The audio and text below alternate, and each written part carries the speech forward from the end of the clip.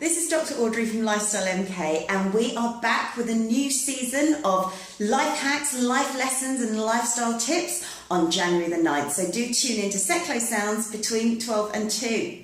We've got our regular features, fitness trends from personal trainer Rob Henderson, how to look after your furry friends from our vet Dr. Jamie, and of course our feature presenters Ro Linton and Ashley Alleman, who will be inspiring you for the new year. My co-hosts Jill and Dave will also be giving their life hacks on the subjects of beauty and of course the man cave.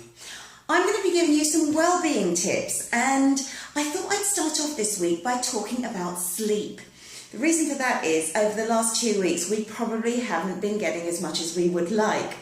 We might well be going to bed in the very early hours of the morning and getting up perhaps in the later hours of the afternoon.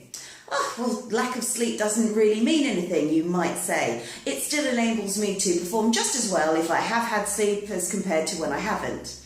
Now, research has shown that we do need, as adults, between 7 and 8 hours of sleep a day.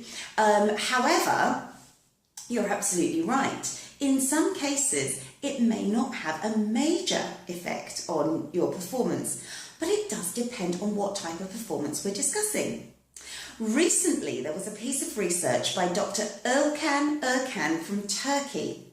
He studied architectural students, those who had had some sleep and those who didn't.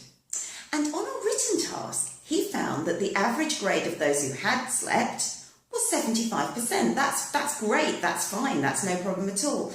And for the ones who hadn't slept on a written task, it was also 70%, a little bit lower, but not so much to be particularly significant. Research supporting the way we think, you might suggest. Okay. He then did a second part of this study. He looked at their performance on a presentation task, and what he found there was that those students who had had some sleep got an average grade of about 70, a little bit lower than their written task, but still a high enough grade. However, those students who did not have any sleep got an average grade of 30. This is a massive difference, suggesting that whilst a lack of sleep may not affect our ability to create, our ability to write, or our ability to do anything where it doesn't involve a one-to-one or face-to-face or face-to-audience scenario, we'll probably be okay. However, if we are in a performance situation, so we're talking teachers, nurses, customer service people, managers, actors, of course, anyone within performance, sleep is essential. Research has already shown that if we don't get enough sleep, it does show on our faces. We look a lot more worn. If we haven't had sleep, we look a lot more drawn as well. If we do have sleep, it means that our brain has had a chance to consolidate, so it does mean that we might be a little bit quicker to think the next day, and this can affect performance. The reasons why a lack of sleep affects performance more than it affects a written task are not quite clear yet. However, I've got 3 ideas. The first is, on a written task, we're not actually having to do anything for anyone. We're not having to put a point across in a way that needs to influence or convince, apart from through our writing.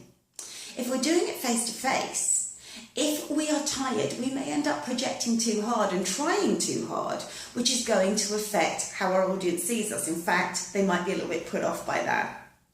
Secondly, if we're tired, sleep and yawning is contagious. If we're feeling low and our voices aren't quite as lively, or our gestures aren't quite as animated as usual, this may be reflected in our audience. And the third thing is, because our brain is taking so much energy to process what we need to present because we're tired, we may not be able to respond to questions quite as easily or quite as clearly. So, the moral of this week is, try and get a regular sleeping routine.